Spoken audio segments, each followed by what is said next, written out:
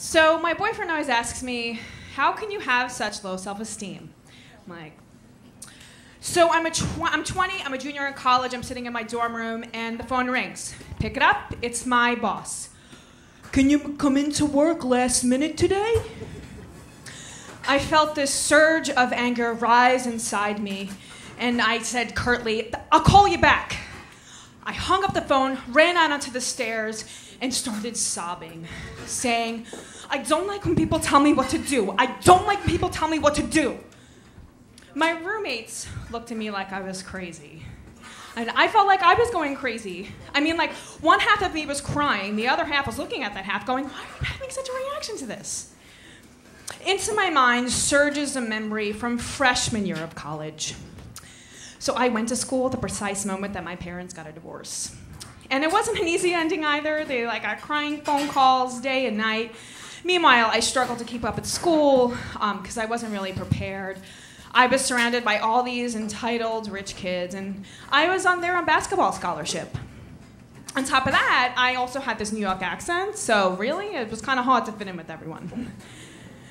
I was alone, I was isolated, but I had this job. And it was the easiest job on campus. And I was so grateful because I really needed the money because, you know, my parents were going through their own personal Armageddon and I was left to fend for myself. But there was a catch with this job, is that if the boss called you to work last minute, you had to go. But most of the time, my job is super easy. I would just wash the uniforms after my team practiced.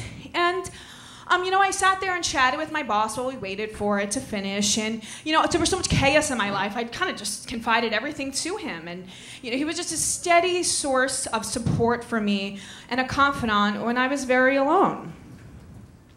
And he knew that. So one night, we're sitting there chatting and waiting for the clothes to finish in the dryer. And he said, Lauren, how much do you weigh? I think 145 pounds. Remember, I still had my New York accent. Really? No, I don't believe you. Yeah, I do. Well, why don't you go into the other room, take off all your clothes, and weigh yourself? Well, then we'll know it's accurate. Well, then I'll go in afterwards, and then I'll do the same. Okay. I went into the other room, and I was like, oh my God, what is he getting at? I don't understand what's really going on here. But okay, I really need this job, so I'm going to work this out.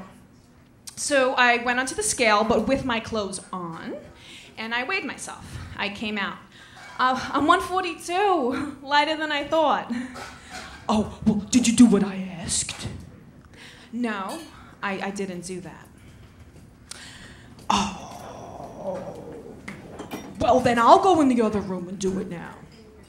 I sat there for 5 minutes trying not to think about what was really going on in the other room, and then he came out. Oh, 185, lighter than I thought too. I walked back to my dorm room in a haze. I mean, what the hell just happened?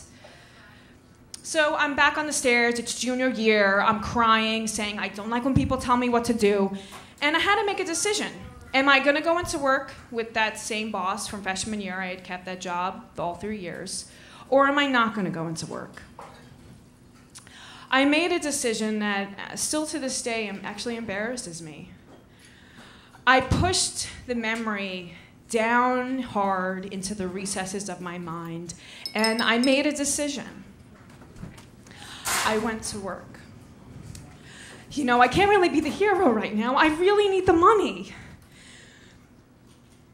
You know, when you betray yourself, even just a little bit, that's perhaps the largest dent on your self-esteem. Now, some of you might think, now really, what just happened was a little thing. He didn't really touch you or anything. I mean, it's ridiculous to let this hurt you so much. But I think the little things do matter. That little thing made me think, wow, I could be bought for a cheap job. I must be cheap. It's the little things, the little betrayals. I think they really add up. But my hope tonight is that telling this story will help make that little thing into a greater lesson. that we are all bigger than the little things that have happened to us. Thank you.